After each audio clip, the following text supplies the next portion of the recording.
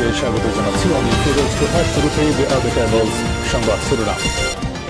এবার রিমান্ডে ওসমান হাদিকে হত্যার পরিকল্পনার তথ্য ফাঁস করল শীর্ষস্থানীয় সন্ত্রাসী সুব্রত বাইনের কন্যা underworld gang mother Sinthia Bithi.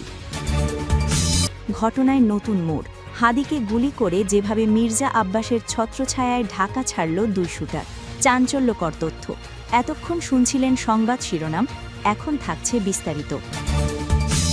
অবশেষে ফাঁস হতে চলেছে ইনকেলাব মঞ্চের মুখপাত্র ও ঢাকা ৮ আসনের স্বতন্ত্র প্রার্থী শরীফ ওসমান হাদিকে হত্যা চেষ্টাকারীদের মুখোশ।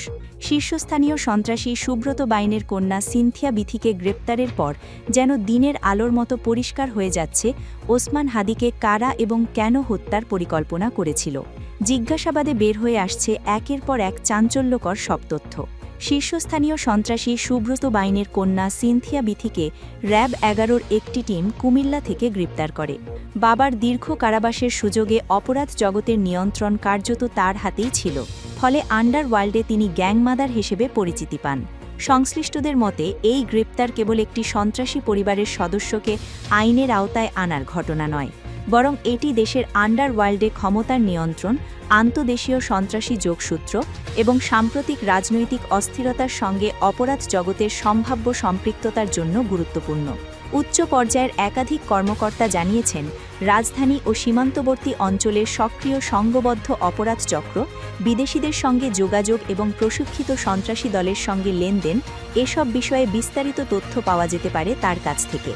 প্রাথমিকভাবে র্যাব তার নিয়ন্ত্রণে থাকা অস্ত্র ভাণ্ডার, কিলার টিমের সদস্য, অর্থ যোগানদাতা ও আশ্রয়দাতাদের শনাক্ত করা এবং আন্তদেশীয় অপরাধ নেটওয়ার্ক সম্পূর্ণভাবে ভেঙে দেওয়ার চেষ্টা করছে।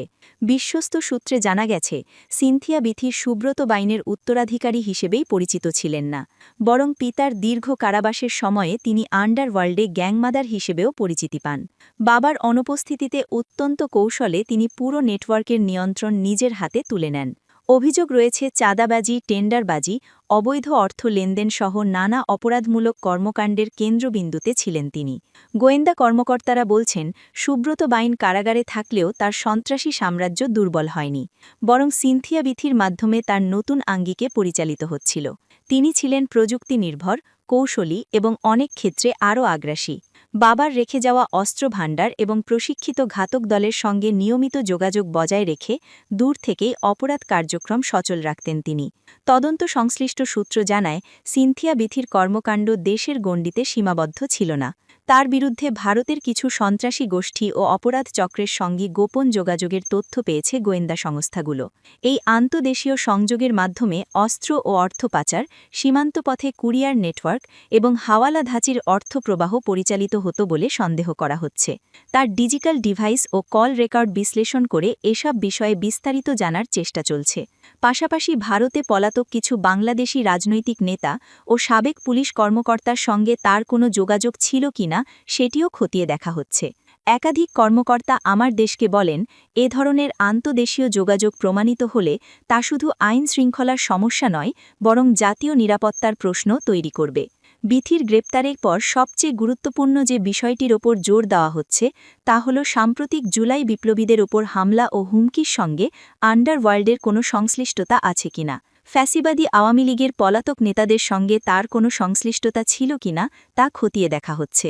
বিশেষ করে জুলাই বিপ্লবের অন্যতম আইকন শরীফ ওসমান হাদির উপর ছাত্রলীগ ক্যাডার ফয়সাল করিম মাসুদ, ছদ্মনাম দাউদ বিন ফয়সালের গুলির সঙ্গে আন্ডারওয়ার্ল্ড এবং ভারতীয় সন্ত্রাসবাদী গ্রুপগুলোর সংযোগের বিষয়ে জানার চেষ্টা করা হচ্ছে। ইতোমধ্যে র্যাব ও ডিবির যৌথ তদন্তে কিছু গুরুত্বপূর্ণ তথ্য পাওয়া গেছে বলে জানা গেছে। সামনে চ্যালেঞ্জ হল তার নিয়ন্ত্রিত অস্ত্রের গুদাম, কিলার টিমের সদস্য, অর্থ যোগানদাতা ও আশ্রয়দাতাদের শনাক্ত করা এবং আন্তদেশীয় অপরাধ নেটওয়ার্ক সম্পূর্ণভাবে ভেঙে দেওয়া।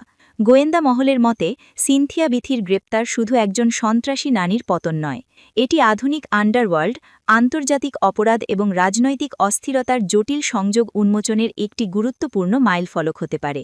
তার জবানবন্দীর ভিত্তিতে সামনে আরও গ্রেপ্তার ও বড় ধরনের অভিযান আসতে পারে এমন আভাসও দিয়েছেন সংশ্লিষ্ট কর্মকর্তারা। দিন যত যাচ্ছে ততই বেরিয়ে আসছে একের পর এক গোপন খবর। ওসমান হাদিকে হত্যার পরিকল্পনা এবং এর ছক কষা হয়েছিল আরও আগেই। কখন, কোথায়, কিভাবে গুলি করে কোন রুট ধরে পালিয়ে যাবে এর সবই ছিল পূর্বনির্ধারিত। এই ঘটনায় এক দুজন নয়, নানা পর্যায়ে জড়িত আরও অনেকে। মূল বিষয় হল হামলাকারীরা গুলি করার পর কিভাবে শত শত সিসিটিভি আর পুলিশি চেকপোস্টকে বৃদ্ধাঙ্গুলি দেখিয়ে ঢাকা জ্যাম ভরা রাস্তা পার হয়ে সোজা বর্ডার ক্রস করে অন্য দেশে চলে গেল। ভাবা যায়, গুলি করার মাত্র কয়েক ঘণ্টার মধ্যে তারা ঢাকা থেকে হালুয়াঘাট বর্ডারে পৌঁছাল। প্রাইভেট কার বদল করল 2 বার, আর পুলিশ যখন পৌঁছাল তখন তারা কাঁটা তাদের ওপারে। আমাদের গোয়েন্দা তথ্যে উঠে এসেছে পালানোর এক নিখুঁত মাস্টার প্ল্যান। কোন রুট ব্যবহার করেছিল তারা, কিভাবে বাইক থেকে প্রাইভেট কারে শিফট হলো। আজকের ভিডিওতে আমরা ম্যাপ ধরে ধরে দেখাবো সেই 2 ঘন্টা 20 মিনিটের শ্বাসরুদ্ধ করে গ্রেটস্কেপ।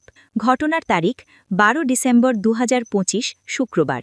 ঘড়িতে সময় তখন দুপুর 2:20। লোকেশন রাজধানীর বিজয়নগর বক্স কালভার্ট রোড, বাইতুস সালাহ জামে মসজিদের সামনে দিয়ে একটি রিকশায় যাচ্ছিলেন শরীফ ওসমান হাদি। ঠিক তখনই পেছন থেকে একটি মোটর সাইকেলে আসে 2 যুবক।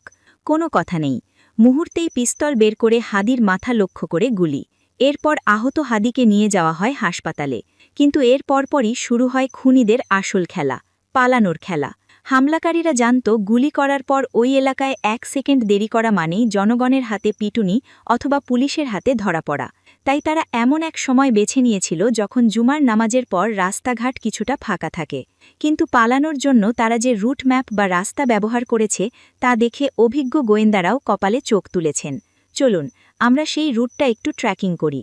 সিসিটিভি ফুটেজ বলছে গুলি করার পর বাইকটি ইউটার্ন না নিয়ে সোজা বক্স কালভার্ট রোড এবং মসজিদ রোডের সংযোগ সড়ক ধরে ঝড়ের গতিতে এগিয়ে যায়। তাদের টার্গেট ছিল মেইন রোড এরিয়ে সরু গলি দিয়ে বের হওয়া। তারা বক্স কালভার্ট রোডের মূল সড়ক পার হয়ে চোখের পলকে ঢুকে পড়ে সেগুন বাগিচা এলাকায়। সেগুন বাগিচা থেকে বের হওয়ার জন্য মূলত 3টি প্রধান রাস্তা আছে। একটি চলে গেছে গুলিস্তানের দিকে, যেখানে সব সময় জ্যাম থাকে। অন্যটি বিজয়নগর পানির ট্যাঙ্কে, সেখানেও ঝুঁকি বেশি। তৃতীয়টি হল শিল্পকলা একাডেমি হয়ে মৎস্য ভবনের পেছনের রাস্তা। খুনিরা অত্যন্ত ঠান্ডা মাথায় তৃতীয় অপশনটি বেছে নেয়। ভিডিও ফুটেজে দেখা যাচ্ছে বাইকটি সোজা শিল্পকলা একাডেমির রাস্তা ধরে ভেতরে চলে যাচ্ছে। এখানে লক্ষ্য করার বিষয় হল তারা প্রেস ক্লাব বা হাইকোর্টের সামনে মেন রোড সম্পূর্ণ এড়িয়ে গেছে। কারণ তারা জানত শুক্রবার দুপুরে ভিআইপি মুভমেন্ট না থাকলেও প্রেস ক্লাবের সামনে পুলিশি চেকপোস্ট থাকে। তাই তারা কাকরাইল মসজিদ সংলগ্ন সড়ক ব্যবহার করে। কাকরাইল থেকে তারা সোজা চলে যায় শাহবাগের দিকে। শাহবাগ মোড় পার হয়ে তারা প্রবেশ করে মিরপুর রোডে। অবাক করা বিষয় হল পুরো এই যাত্রাপথে তারা কোথাও থামেনি। ট্রাফিক সিগন্যাল, স্পিড ব্রেকার কোনো কিছুই তাদের গতি কমাতে পারেনি। যেন তাদের কাছে পুরো ঢাকার ট্রাফিক লাইটের কন্ট্রোল ছিল। অথবা তারা জানত ঠিক কোন সময় কোন সিগন্যাল গ্রিন থাকবে। কিন্তু এখানেই শেষ নয়। তদন্তে উঠে এসেছে মিরপুর থেকে হালুয়াঘাট বর্ডার পর্যন্ত যাওয়ার পথে তারা আরও একবার গাড়ি বদল করেছে। অর্থাৎ মোট 2টি গাড়ি বদল করা হয়েছে এই মিশনে। এর মানে শুধু ওই 2 শুটার নয়, তাদের ব্যাকআপ দেওয়ার জন্য রাস্তায় রাস্তায় লজিস্টিক সাপোর্ট টিম আগে থেকেই প্রস্তুত ছিল। পুলিশ যখন সিসিটিভি ফুটেজ আনুষাঙ্ক করে তাদের রুট ম্যাপ তৈরি করছিল, ততক্ষণে খুনিরা ঢাকা ছেড়ে অনেক দূরে। আপনারা যারা হাদির হত্যার বিচার চান, কমেন্টে লিখুন হাদির হত্যাকারীর ফাঁসি চাই।